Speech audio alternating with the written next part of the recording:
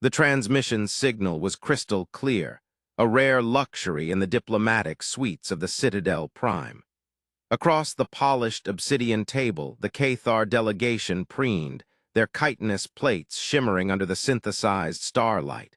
They were a warrior race, or so their histories claimed, and they had just returned from their diplomatic initiation, a mandatory 30-day survival trial on a newly indexed homeworld. The homeworld was Earth. Their leader, a hulking specimen named Vorlag, slammed a four-fingered hand on the table, the impact a dull, self-satisfied thud. "Your world is a formidable crucible, Ambassador," he boomed, his translator turning the gravelly clicks into smooth, baritone standard. "We were warned. We faced your so-called apex predators, the great clawed bear in the northern forests, the fanged cat of the savannah, the deep-water terror with its endless teeth. We fought them, we bled, but we survived. We have proven our mettle. We understand the harshness that forged humanity." The other delegates murmured in agreement, a low, rasping chorus of pride. They had faced down Earth's monsters and returned to tell the tale. They believed they had looked into the planet's soul and seen its deepest, darkest secrets. Across from them, human Ambassador Eva Rostova hadn't moved. She'd been listening with a placid, almost unnerving stillness. A single data slate lay in front of her, dark and inactive. Finally, a slow smile touched her lips. It wasn't a warm smile. It was the kind of smile that held the weight of ancient knowledge, the kind a geologist might give a child who was proud of finding a shiny pebble. She leaned forward, her voice soft, yet it cut through their self-congratulatory haze like a surgeon's scalpel. "You survived Earth's predators," she said, her smile widening just enough to be unsettling. "Tell me, Vorlag, did you face the ones that can rewrite your genetic code in a single generation? Did you encounter the ones that can lie dormant in the ice for 100,000 years, waiting for the world to warm by a single degree? Did you feel the ground shake and the sky turn to black ash from a threat that doesn't even know you exist? Did you have to contend with an enemy that can love you, betray you, and build a cathedral on your grave, all in the name of its god?" The Cathar delegation fell silent. Their mandibles clicked uncertainly. Vorlag's bravado evaporated, replaced by a confusion so profound it was almost palpable. Eva's smile finally faded, replaced by an expression of profound, brutal honesty. "You're right," she said, her voice now a low, resonant hum of absolute authority. "You survived our predators, but with all due respect, you only met the friendly ones. This story isn't just about a fictional encounter in a far-flung future. It is a mirror. It is a brutal examination of what you believe makes you strong versus what truly forges an unbreakable will. You have faced challenges in your life. You have fought your own battles, slain your own dragons. You have overcome setbacks, survived betrayals, and climbed out of pits of despair. And you stand here today, proud of your scars, believing you have seen the worst the world can throw at you. You believe you've met the predators. But I am here to tell you with the same brutal honesty as that ambassador that you have likely only met the friendly ones. You've met the loud, obvious, snarling challenges that announce their presence. The difficult boss, the painful breakup, the financial loss. These are the bears and the sharks of your existence. They are dangerous, yes. They can wound you, yes, but they are simple. Their motivations are clear. Their attacks are telegraphed. The real predators, the ones that shape civilizations, the ones that break minds, the ones that forge true, unstoppable resilience, are the ones you never see coming. They are the silent, the invisible, the systemic. And the most dangerous one of all is the one that lives inside you. Today, we are going to stop celebrating our survival against the obvious threats. Today, we are going to identify the real predators. Because true power isn't found in surviving the beast you can see. It is found in mastering the ones you can't. Part 1, the grand illusion of survival, the predators you can see. Let's go back to the Cathar. Imagine their trial. The Galactic Council had designated Earth a Class 12 death world, a rating reserved for planets with hyperlethal biospheres.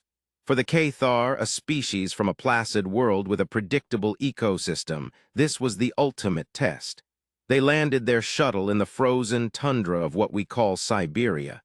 Their mission: navigate to an extraction point 1,000 kilometers south. Within the first week, they met a Siberian tiger, a magnificent ghost-like creature of muscle and fang. It stalked them for 2 days. The Cathar, with their thermal vision and energy rifles, saw it as a worthy but ultimately comprehensible foe. It wanted to eat them. Simple. They set up a perimeter, engaged it in a tactical battle, and after a harrowing fight that left one of their own with a deep gash across its carapace, they killed it. They felt victorious. They had faced a monster and won. Later, crossing a mountain range, they disturbed a grizzly bear. This was a different kind of threat, not stealthy, but a force of pure, roaring rage. It was a walking avalanche of fury. They expended significant energy from their power cells to fell the creature with repeated plasma bursts, its sheer biological resilience astonishing them. Again, they felt a surge of pride. They had stared into the raw, brutal power of Earth and did not flinch. Their final major encounter was off the coast of Australia. To reach the extraction point, they had to cross a channel known for its great white sharks. They used a small submersible. A shark, a creature honed by 400 million years of evolution to be a perfect killing machine, attacked their vessel. It rammed them, its teeth scraping uselessly against their advanced hull, but the sheer, relentless aggression, the black-eyed, soulless hunger, left a deep psychological mark. They repelled it with an acoustic blast and made it to shore shaken but triumphant. They had faced the claw, the fang, and the fin. They had the scars and the stories to prove it. In their minds, they had passed the ultimate test. This is you.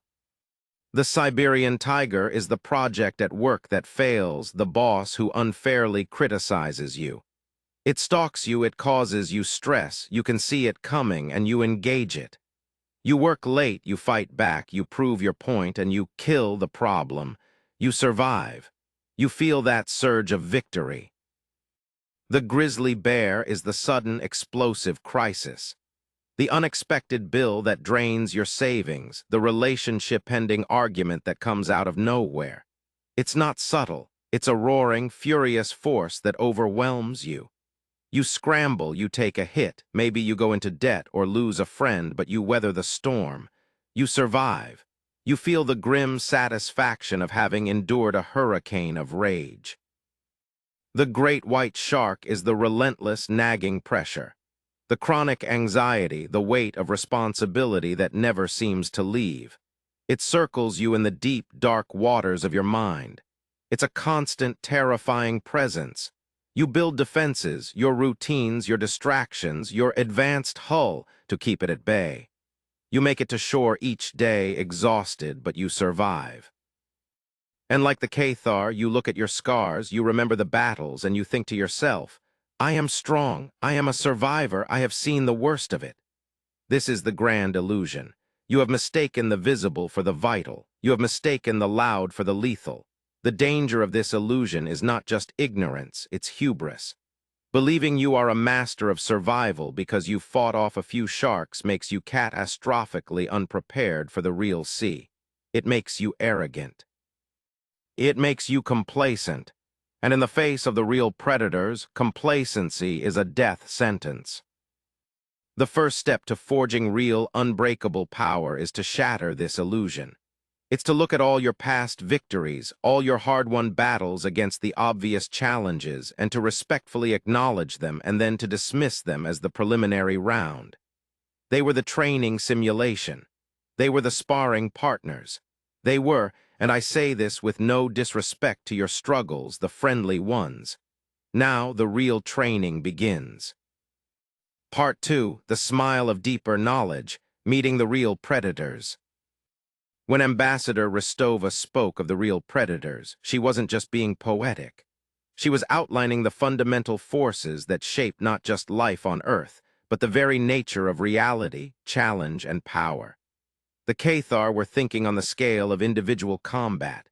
Eva was thinking on the scale of geological time, of microbiology, of existential philosophy. To become truly unstoppable, you must learn to think on this scale too.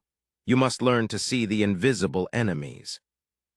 Let's break down the three great, hidden predators she alluded to.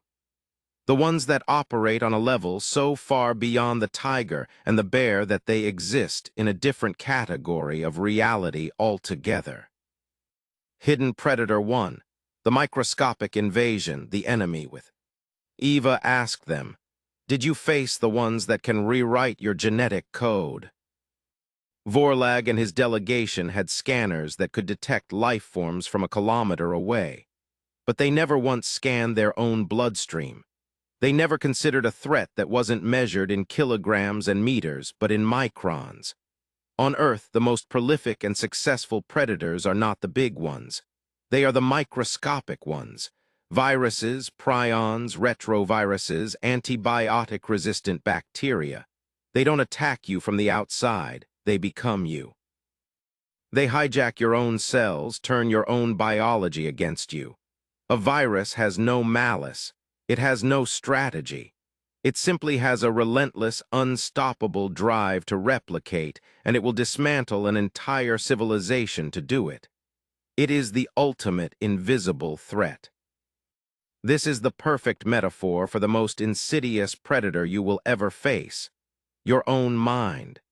Your negative thoughts, your limiting beliefs, your ingrained habits of self-sabotage. These are the viruses of the psyche. You don't see them coming. They don't announce themselves with a roar. They slip in silently. A single thought, "I'm not good enough." It seems harmless, a tiny, insignificant microbe, but it finds a host cell, an insecurity, a past failure, and it begins to replicate. Soon, "I'm not good enough" becomes "I'll never be good enough." That replicates into "why even try?" That replicates into a pervasive, systemic belief that governs all your actions. You start turning down opportunities. You start avoiding challenges. You start settling for less than you are worth. Your own mind, your most powerful asset, has been hijacked and turned into a factory for your own failure. It's rewriting your psychological DNA. You are no longer the person who strives. You are the person who is defined by the belief that striving is pointless. The Cathar could fight a bear because a bear is external. How do you fight a thought that you believe is your own? How do you wage war against a belief that feels like fundamental truth? This is infinitely harder than fending off any external foe. The consequences of letting this internal predator win are catastrophic. It doesn't just wound you, it erases your potential. It hollows you out from the inside until all that's left is a shell, animated by fear and regret. It is the quietest killer of dreams on the planet. So how do you fight it? You cannot use an energy rifle. You must become a different kind of warrior, a warrior of consciousness. First, you must develop the equivalent of a microscope for your mind. This is the practice of brutal, non-judgmental awareness. It is meditation. It is journaling. It is the practice of sitting still and simply observing the thoughts that drift through your mind without grabbing onto them. You must learn to see the thought, "I'm not good enough," not as a command or a truth, but as a piece of data, an invading microbe. You see it, you label it. "Ah, there is the not good enough virus again," and you let it pass without letting it dock and replicate. Second, you must build a strong immune system. In biology, a strong immune system recognizes and destroys invaders. In psychology, this is a system of core values and empowering beliefs that you actively cultivate. This is not passive. You must consciously, deliberately choose your beliefs. Every morning, you must infect yourself with a more powerful strain. You must repeat with conviction, "I am capable. I learn from my failures. I am in command of my mind." You must find evidence for these beliefs and focus on it relentlessly. You are proactively populating your mental ecosystem with ideas that support your growth, leaving no room for the parasitic ones to thrive. Third, you must practice strategic quarantine. If certain people, certain media, or certain environments are carriers for these mental viruses, if they constantly feed you negativity, doubt, and fear, you must have the discipline to cut them out of your life. This isn't cruel, it's a matter of psychological survival. You wouldn't willingly spend your time in a petri dish of Ebola. Stop spending your time in environments that incubate failure. Fighting this internal predator is a silent, lifelong war. There are no victory parades. But every time you recognize a limiting belief and refuse to serve it, every time you replace a thought of fear with one of resolve, you are winning the most important battle you will ever fight. You are taming the invisible monster. Hidden Predator 2, the indifferent planet, the enemy of order. Next, Eva asked, "Did you feel the ground shake and the sky turn to black ash from a threat that doesn't even know you exist?" The Cathar were proud of their planning. They had topographical maps, meteorological forecasts, and seismic sensors. They believed they could predict and control their environment, but Earth's true power lies in its utter, chaotic indifference. A supervolcano doesn't care about your quarterly goals. A tectonic plate shifting doesn't care about your 5-year plan. An asteroid doesn't care about your species' entire existence. These are not predators in the traditional sense. They are not hunting you. You are simply in the way. They represent the fundamental, terrifying truth of the universe. It is not stable, it is not predictable, and it does not care about you. This is the second great hidden predator, chaos. The systemic, unpredictable nature of reality itself. You spend your life building structures, a stable career, a secure relationship, a carefully planned financial future. You build walls of routine and order to protect yourself from uncertainty. You think you are safe. Then, a pandemic shuts down the global economy. A technological disruption makes your entire industry obsolete overnight. A sudden, senseless accident changes your life forever. These are the earthquakes of existence. They are not attacks. They are events. They don't have motives. They are simply the planet of reality shaking beneath your feet. And no amount of personal discipline or positive thinking can stop a tectonic plate from shifting. When this happens, the mindset that helped you fight the friendly predators can become a liability. Your pride in your own strength, your belief that you can overcome any obstacle through sheer force of will, shatters against the wall of indifferent chaos. This leads to the most dangerous of all emotional states, victimhood. Why me? This is unfair. The world is against me. You start seeing the chaos as a personal attack, a monster with your name on it, but it's not. You are just standing on a fault line. To survive this predator, you need to cultivate a radically different kind of strength. Not the strength of resistance, but the strength of adaptation. You must become like water. You must embrace the principles of antifragility. First, accept the inevitability of chaos. Stop trying to build a life that is immune to disruption. That is impossible. Instead, build a life that can benefit from it. This means moving from rigid long-term plans to a system of flexible, short-term experiments. It means diversifying your skills, your income streams, and your identity so that if one pillar is wiped out by an earthquake, you are not destroyed. A person with one job at one company is fragile. A person with 3 skills and 4 independent projects is antifragile. Second, you must practice negative visualization, a core tenet of Stoicism. This is not pessimism, it is strategic foresight. Spend time every week thinking about what could go wrong. Your business could fail. You could lose your physical abilities. The systems you rely on could collapse. Don't dwell in the fear of these things. Instead, make a concrete plan. What would you do step by step if this happened? By rehearsing disaster, you strip it of its power to shock and paralyze you. You turn a terrifying earthquake into a solvable, albeit difficult, engineering problem. Third, you must learn to find the opportunity in the upheaval. When the ground shakes, old structures fall and new landscapes are created. Every crisis, every disruption creates a new set of problems that need solving. While most people are screaming about the injustice of it all, the warrior of chaos is quietly looking at the rubble and asking, "What can be built here now?" They see the economic crash not as an end, but as a fire sale on assets.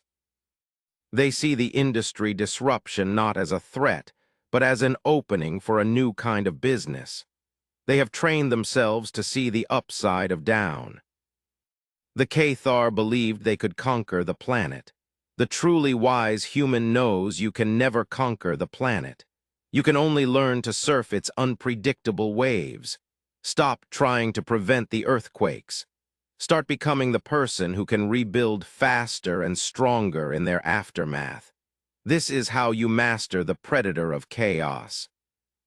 Hidden Predator 3, the reflective apex, the enemy that is us. Finally, Eva delivered her most chilling question.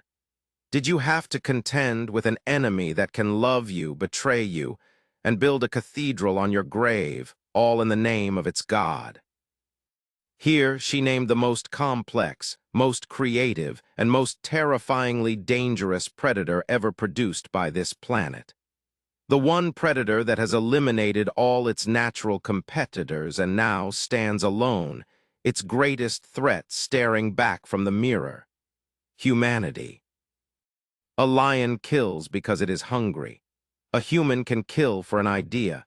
A shark attacks because you are in its territory. A human can systematically destroy your reputation, your career, and your spirit without ever laying a hand on you simply because they are envious. A bear fights with predictable fury. A human can smile at you, earn your trust, share your secrets, and then use those secrets to methodically dismantle your life. The cruelty of nature is simple and honest. The cruelty of humanity is an art form. It is calculated, patient, and psychological. We are the only species that wages war on itself, that builds elaborate systems of self-destruction, from personal self-sabotage to global ideologies that demand sacrifice. The Cathar were lucky. They only met Earth's animals. They never had to navigate a corporate boardroom, a political campaign, or a toxic family dynamic.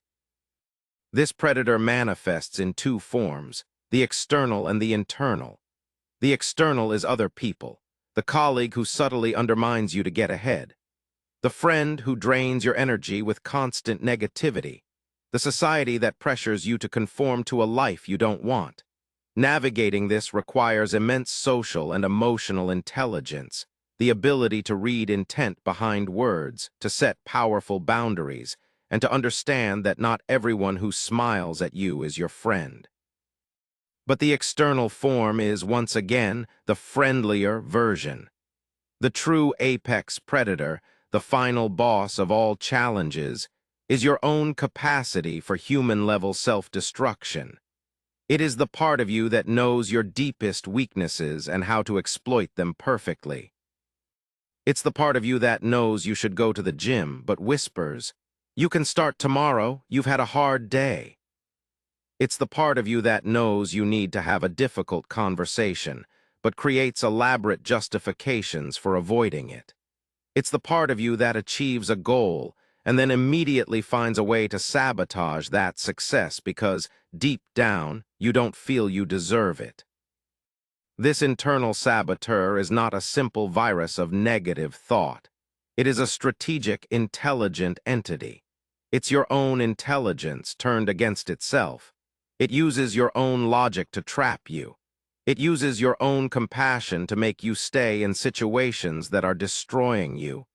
It uses your own hopes to set you up for disappointment. It is a master manipulator, and its only target is you. Defeating this predator is the ultimate act of self-mastery. It requires a level of brutal self-honesty that few are willing to embrace. First, you must conduct a fearless internal inventory. You must identify your patterns of self-sabotage as if you were a detective hunting a serial killer. When do you procrastinate? Why? What is the trigger? What is the reward you get from it? A temporary relief from anxiety? When you fail, what is the story you tell yourself? Do you blame others, or do you take a form of perverse, victimized satisfaction in it? You must map out the enemy's tactics with cold, dispassionate clarity. Second, you must create a system of non-negotiable personal laws. Your inner saboteur thrives in ambiguity. It exploits the gray areas. You must eliminate them. Don't try to go to the gym more often. Your law is, I train on Monday, Wednesday, and Friday. This is not optional. It is not up for debate. It is a law. Don't try to be more productive. Your law is, between 9 a.m. and 11 a.m., my phone is off and I work on my most important task. Your willpower is a finite resource. Don't waste it on daily negotiations with your own worst enemy. Build a structure of laws and discipline that operates on autopilot. Finally, you must align your actions with your identity. The saboteur wins by creating a disconnect between who you want to be and what you do. The ultimate counterattack is to close that gap. You don't just do the habits of a disciplined person. You must become a disciplined person. Your internal monologue has to change. Not, I have to go to the gym, but I am the kind of person who trains. Not, I should read that book, but I am a reader. You are recasting your identity. You are starving the saboteur of its narrative. It can't convince a disciplined person to be lazy any more than it can convince a fish to climb a tree. The human capacity for self-destruction is matched only by its capacity for self-creation. They are two sides of the same coin. Taming this predator is not about eliminating your darkness. It's about harnessing it. It's about taking that same intelligence, that same creativity, that same strategic thinking that you use to sabotage yourself, and turning it 180 degrees to build yourself instead. Conclusion: inherit your throne. The Cathar delegation left Ambassador Rostova's suite in a state of quiet shock. Their pride had been dismantled, not by force, but by a higher truth. They came to Earth to prove they were strong enough to survive it. They left with the humbling realization that they hadn't even begun to understand what strength is. They faced the beasts of the wild, but they had never faced the beast of the mind, the chaos of reality, or the paradox of the self. You are not the Cathar, you are a child of Earth. Everything Eva spoke of is not a foreign concept to you. It is your birthright. It is in your blood and in your bones. You are the descendant of the organisms that survived the microscopic wars, developing an immune system of staggering complexity. The instinct to identify and fight invisible threats is written into your DNA. You are the descendant of the life that endured ice ages, supervolcanoes, and asteroid impacts. The ability to adapt, to endure unimaginable chaos, and to rebuild from absolutely nothing is your ancestral legacy. And you are a human. You carry within you the same capacity for divine creation and demonic destruction that built the pyramids and leveled cities. The intelligence to be your own worst enemy is the exact same intelligence you can use to become your own greatest champion. So it is time to stop being proud of surviving the friendly predators. Acknowledge the battles you have won against the obvious challenges of your life, but see them for what they are: the warm-up. The real work begins now. The real work is turning your gaze inward, to face the silent, invading armies of your own limiting beliefs. It is the work of forging a mind so disciplined, so aware, that it becomes an impenetrable fortress. The real work is to stop raging against the chaotic storms of life, and instead to become a master navigator of its turbulent seas, finding opportunity and strength in the very heart of the hurricane.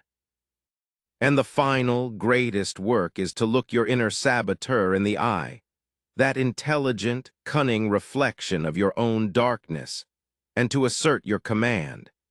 To take that immense power of self-destruction and to alchemize it into an unstoppable force for self-creation. You did not just survive Earth's predators. You are Earth's ultimate predator, not in the sense of mindless aggression, but in the sense of ultimate adaptability, resilience, and conscious power. The entire brutal, beautiful, terrifying history of this planet has culminated in you. Stop acting like a visitor who is lucky to survive. Start acting like the heir to the throne. The friendly trials are over. Welcome to the real fight. Welcome to your real life.